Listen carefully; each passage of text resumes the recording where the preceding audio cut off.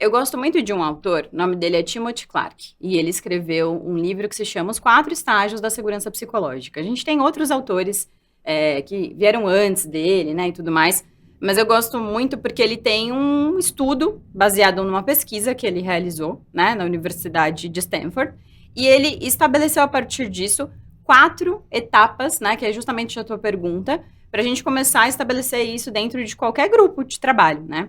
E ele define 4, então, estágios que são os direcionadores dessas etapas. O primeiro, ele diz que o ser humano ele precisa da segurança da inclusão. Se a gente for pesquisar, muitos outros autores falam sobre pertencimento, né, como algo que é extremamente relevante, extremamente importante para que a gente se sinta visto, para que a gente se sinta único no mundo. E ele traz essa etapa como divisor de águas, ou seja, se você não está incluído em um grupo, significa que você está excluído desse grupo. Logo, você não pode contribuir, logo, você não está sendo visto dentro desse grupo, né? Então, ele diz que, passado esse estágio em que, vamos falar de organização, né? Os líderes fazem as pessoas serem vistas dentro do contexto, então, ou seja, um colaborador novo que chega, um colaborador que já está lá e que pode participar dentro de uma reunião, a pessoa ser vamos dizer assim, aceita com as competências que ela tem, né? Eu ainda não estou avaliando esse indivíduo, eu não estou falando da performance desse indivíduo, eu estou partindo do princípio que esse ser humano por si só tem capacidade para fazer parte desse grupo, e portanto ele é visto, ele é reconhecido, né?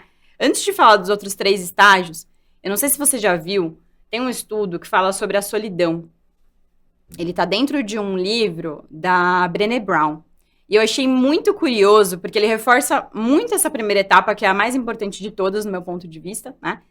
E ele diz que as tendências, né, as possibilidades que a gente tem dentro das expectativas de vida serem maiores ou menores de um ser humano, muitas vezes a gente atribui a atividade física, alimentação, qualidade de vida, uso ou não de drogas, etc, etc, etc, né? É o mais óbvio pra gente. E esse estudo sobre a solidão mostrou que quase 50% da diminuição da expectativa de vida de um ser humano está atribuída, na realidade, à solidão.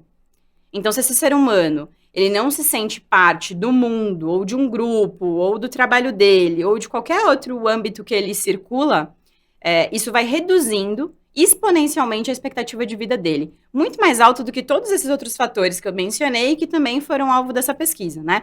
Aquilo me chamou muita atenção.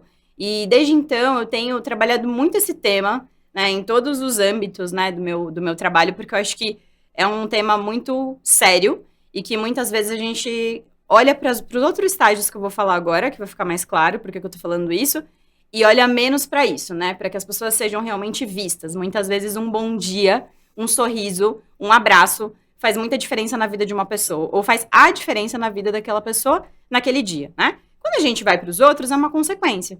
Se eu sou parte daquele grupo, eu tô sendo visto, eu tô pertencendo, eu tenho possibilidade de aprender com o grupo, eu tenho possibilidade de colaborar com o grupo, e, portanto, eu tenho possibilidade, num último estágio que ele coloca, né, o autor que eu estava citando como alvo, que é a possibilidade de inovar, ou seja, de questionar aquilo que está sendo feito. Muitas organizações querem partir direto para a inovação. A gente tem novos desafios, a gente precisa expandir, a gente está com um crescimento acelerado, a gente ouve muito esse discurso, né? Ao longo dos últimos 10 anos, isso foi absolutamente comum, principalmente aqui no Brasil. Mas, para que a gente consiga atingir esse nível, em que um grupo seja capaz de colaborar, questionando, inovando, fazendo coisas novas, né? Muitas vezes dando pirueta, virando de ponta cabeça nas suas ideias, né? São os estágios anteriores que vão garantir. Então, esse indivíduo, ele precisa entender que naquele lugar ele pode aprender, ele não vai sofrer retaliação porque ele está aprendendo, ele não precisa ter medo de colaborar, de trazer as suas ideias, e é isso que faz com que, de uma maneira evolutiva, ele vá alcançando estágios maiores, né? Então, acho que, respondendo a tua pergunta, os estágios são esses. Muito do que está por trás é a prática das pessoas que estão ali. Eu, como indivíduo, mesmo que eu não seja líder desse grupo, mas eu faço parte desse grupo. Como é que eu estou galgando meu espaço? Como é que eu estou tomando meu lugar? Como é que eu estou demonstrando a maneira com que eu posso colaborar? Como é que eu estou levantando a mão no momento que eu realmente tenho uma ideia que eu quero levar até o fim com protagonismo? E do outro lado, o líder, que precisa estar apto para receber tudo isso, precisa estar apto para cultivar talentos dentro do time, porque senão as pessoas que já descobriram que as coisas funcionam assim, elas vão embora. E é aí que os talentos vão saindo, o turnover aumenta, e essa empresa que precisava dobrar de tamanho, perde a sua capacidade em pouquíssimo espaço de tempo, porque tudo, absolutamente tudo, é feito por pessoas, né? Então, acho que eu vejo um pouco desse ciclo completo, assim.